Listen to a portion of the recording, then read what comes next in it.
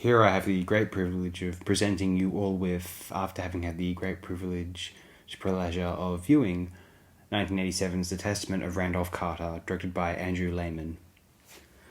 A very faithful 48-minute-ish adaptation of Lovecraft's short story first published in 1920 titled The Statement of Randolph Carter. The Testament of Randolph Carter, much like The Statement of Randolph Carter, is a brilliantly traditional supernatural horror tale told with a more conversational eloquence than one might expect of, those who saw themselves as heirs to English literature more generally, such as Poe may have with his influence from Coleridge. Naturally, this is due to the story set up and frame device, an account of what happened from the titular eyewitness, although more than one iconic Lovecraft story is an oral or journalistic account of a prior event. This is in contrast to the aforementioned potentially pseudo-Oxbridge dialogue of English-language authors prior, inconsiderate of their protagonists' prospective education or willingness to waft on multisyllabic diatribes in a conversations context.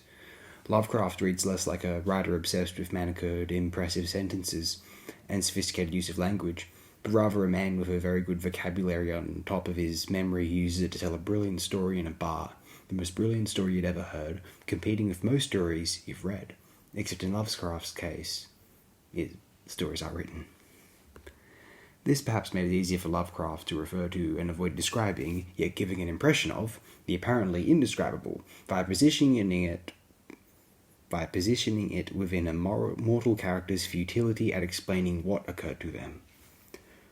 So it wouldn't come across as lazy, rather, No godlike author with a bird's-eye view on the narrative events, but a confused narrator struggling to comprehend the unfathomable existence of old gods.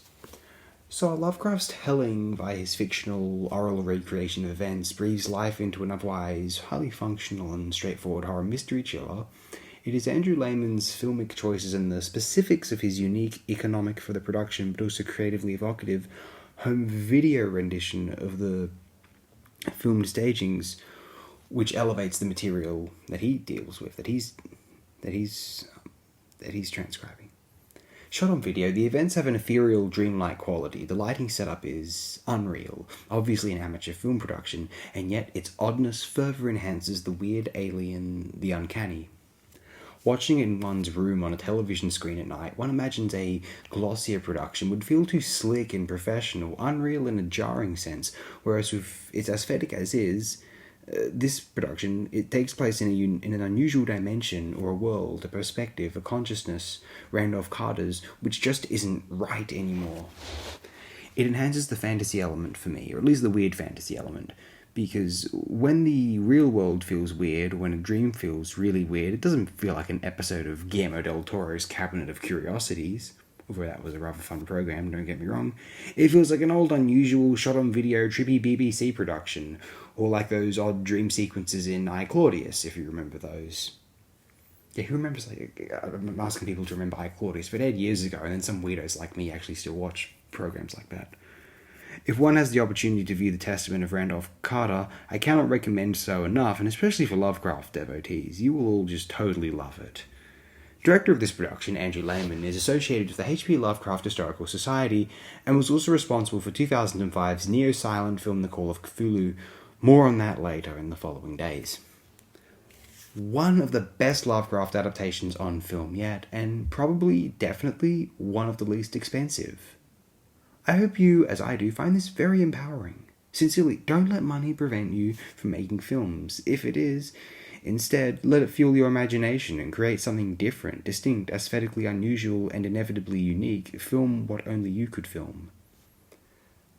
Someone like Andrew Leman, so obsessed with Lovecraft, could conjure the essence of Lovecraft via the bare minimums of what might be considered a professional film production.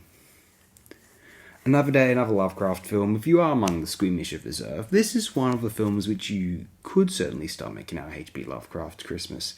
Scary, yes, but not viscerally gruesome, just ruthlessly, mercilessly moody, atmospheric. More so it upsets the mind than the stomach, as one might hope. Sometimes it is far more impressive if work conjures feelings which are or could be considered entirely existentially disquieting. Hey, have a great day, night, wherever you are, or I hope everyone is as well as can be. Thanks again, mate.